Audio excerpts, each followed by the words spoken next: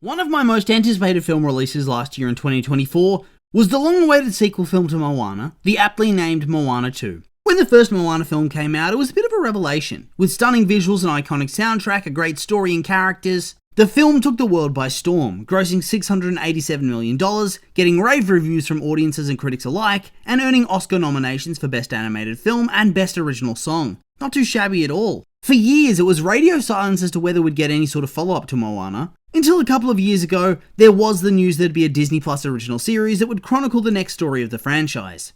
Over time, this series would seemingly pivot, in no small part I'm sure, due to the fact that so many Disney films since COVID had been bona fide box office flops, losing the studio a whole lot of money and prestige. So suddenly, what was set up to be a show became an announcement of Moana 2. I think it's rather clear that this movie in the end paid off, as the film, despite getting some mixed reviews from critics, did well with audiences and grossed an immense $961 million so far. It's still in theaters too, so I'm pretty sure that we're going to be looking at $1 billion gross by the time it's all said and done, and its theatrical run comes to an end. It seems to have a lot of legs left at the box office. But then this brings me towards the third film, as I think it's pretty clear with the mid-credit scene showing Nalo that there is more Moana story in the future. A third film is coming. On top of that, with the numbers that the film's pulling at the box office, you'd have to be totally incompetent to want to move away from that and go in a different direction. We're back in the sequel era, baby, and it won't be ending anytime soon. This does beg the question though. What is the third film going to look like? What's the story going to be? What's going to happen? It's sort of hard to predict, but I think if we look at what happened during the second film, we can start to puzzle things out a little bit. Moana 2 is set 3 years after the events of the first film and follows Moana's journey as a wayfinder trying to reconnect her people across the entire ocean and rediscover other seafaring nations who were lost to them when Nalo sank the island the wayfarers used to connect with one another. After being contacted by her ancestors, who warn her that her people are going to go extinct like so many other islands that she discovered in her journeys, she goes on a perilous adventure alongside a ramshackle crew of misfits in order to raise the mysterious island from the sea. Obviously, she succeeds, and along the way, a lot of plot points play out that I think set the scene for the future of the franchise. Moana and co meet Matangi, who is a servant, or more aptly, a bit of a slave of Nalo, and who is primed to be one of the main villains of the film, until she wasn't, and was revealed to be a good person and helps the heroes, only to face punishment at the end during the mid-credit scene. Big cliffhanger there. On top of that, Tamatoa joins up with Nalo, Moana's able to help raise the island alongside Maui, but not before he lost his demigod powers and she was killed, only for his powers to be restored and for her to come back to life and gain her own powers as a demigoddess. On top of that, with the island being raised, all those different cultures and peoples came together on the island to meet one another for the first time in generations. Oh, and the Kakamora are friendly now. So immediately, it does seem clear they're going to be moving more into the Nalo direction. In this first film, he's mostly an absentee antagonist, a mysterious figure responsible for all the ills in the world, who fears humanity above all else. He doesn't really appear apart from being a cloud with a frowny face who shoots lightning bolts down from on high and makes storms to try to kill the heroes. You know that he's a big deal, as Maui's worried that his companions will be killed trying to reach the island, but you don't actually see him, and that builds up his aura and his mystique. And ultimately, he and the heroes are on a collision course with one another. Would this have always been the plan? Probably. Unlike this film, which I think lacked a little bit of focus, I do think the Nalo plot's going to be what consumes the majority of the story for Moana 3. But if it was a show, and we were coming into season 2, in that context, I think Nalo would have just been a background overarching villain. Since we were introduced to all these new peoples at the end of the film, which still would have happened in the show if this was just a season 1 instead of Moana 2, I think if it remained as a show, we would have seen Moana visit all these different places, all these different islands in that episodic format. She'd go to their island, there'd be some issue that she needs help fix, with Nalo likely being the root cause, as it would make sense for him to want to try to divide and conquer before what he fears comes true, right? That's what you'd expect.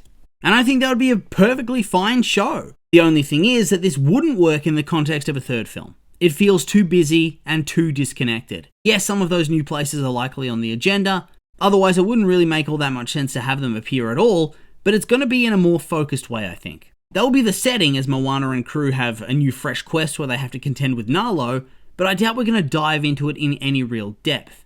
At best, we get 1 or 2 new characters who are going to join the wayfinding crew and give us a bit of a lore dump and exposition surrounding their culture, but not much more. The simple fact is that if you want this in a movie format, some things will need to be pruned in order to ensure a narrative remains cohesive and doesn't overstay its welcome. This is the type of thing that would 100% be pruned. It's either that or you gotta strap yourself in, kids, because now they have potential content for Moana 3, 4, and 5. Honestly, now that I've spoken that into the ether, the fact that they're clearly going back to the well for a bunch of their franchises would suggest that multiple sequels for things like Moana and Zootopia could 100% be in the works. So I guess there are a couple of directions this thing could suddenly go in with that in mind. But that's probably a topic for another day. For now, how do I think Moana 3 is going to play out?